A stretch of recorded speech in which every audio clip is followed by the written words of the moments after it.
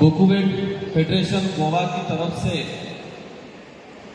राष्ट्रीय आदिवासी अधिकार दिवस पे आयोजित इस कार्यक्रम में भारत देश के मूल बीज आदुआद के धनी, इस देश के मूल निवासी, इस देश के मूलवासी, मूल बीज सभी राज्यों से पहुंचे हुए और इस देश के अंदर आदिवासी समुदाय के समस्त समूहों को मेरी ओर से जोहार अभिनंदन करना चाहूंगा। इस कार्यक्रम को आयोजित करने के लिए दिन रात मेहनत करने वाले स्थानीय आयोजक साथी गोवा के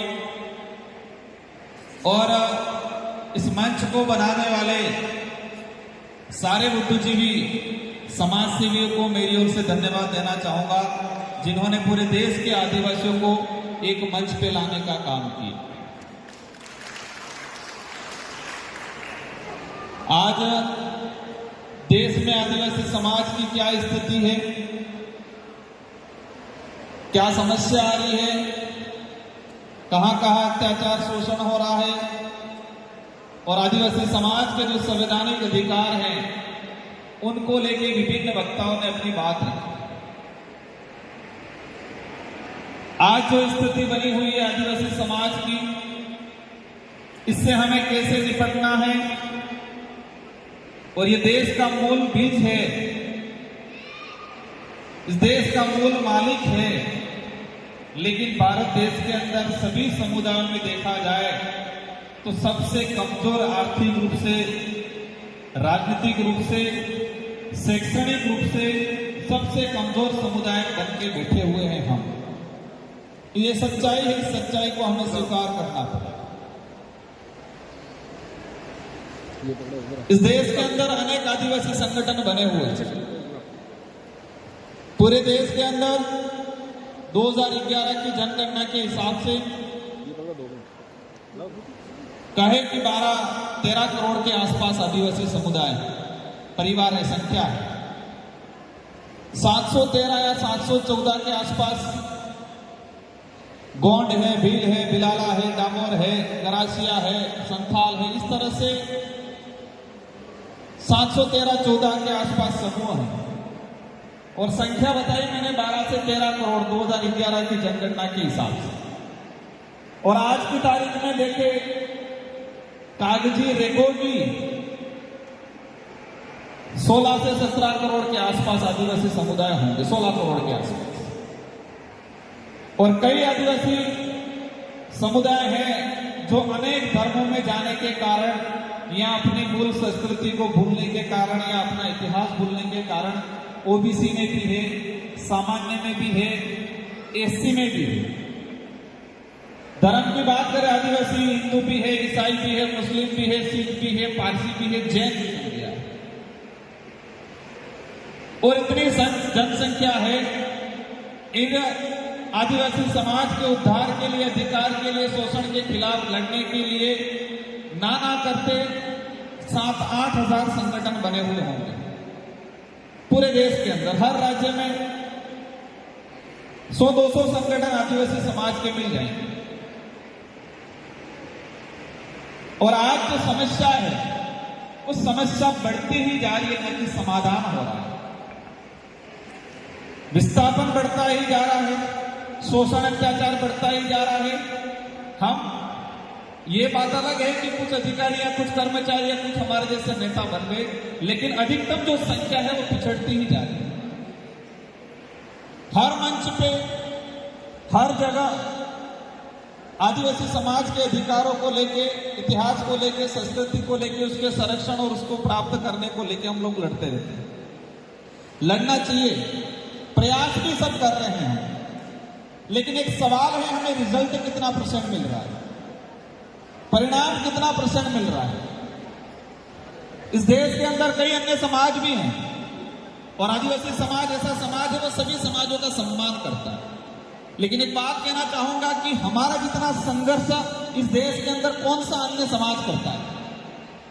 कुछ भी बात होती है, एक छोटा सा आंदोलन हो जाता है, 2-3 घंटे के लिए और उनकी समस्या मीडिया उठा लेती है, सरकार उठा लेती है, समाधान हो जाता है।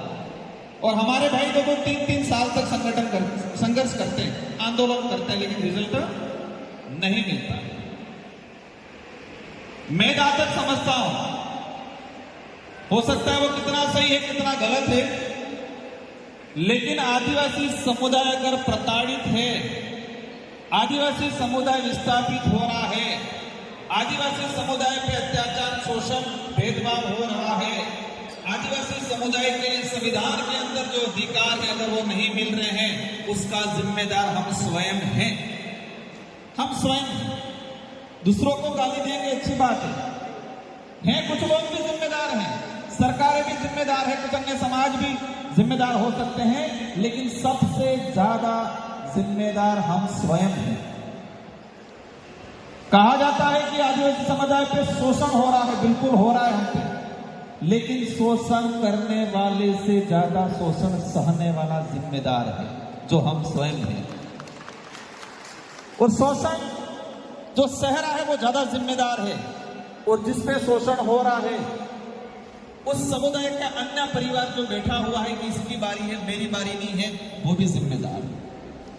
हमें कहा जाता है कि आदिवासी समुदाय को ठगा जा रहा है, आदिवासी समुदाय को अलग अलग बेरुपयों की तरफ आके संगठन आके मूर्ख बनाते।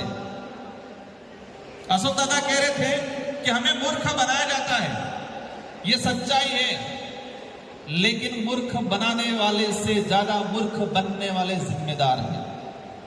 मूर्ख बनाने वाला अपना काम कर रहा है अपने समुदाय, अपने व्यक्तिगत लाभ के लिए, वो गलत है, लेकिन सबसे ज्यादा गलत तो हम स्वयं हैं, हम मूर्ख बन रहे हैं। और जब तक ये हम स्वीकार नहीं करेंगे, उद्धार नहीं होगा।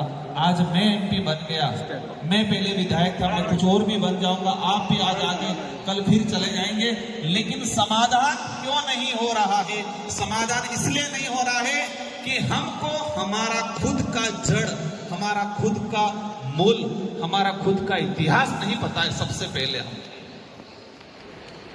हमारा इतिहास नहीं पता है हम सबको।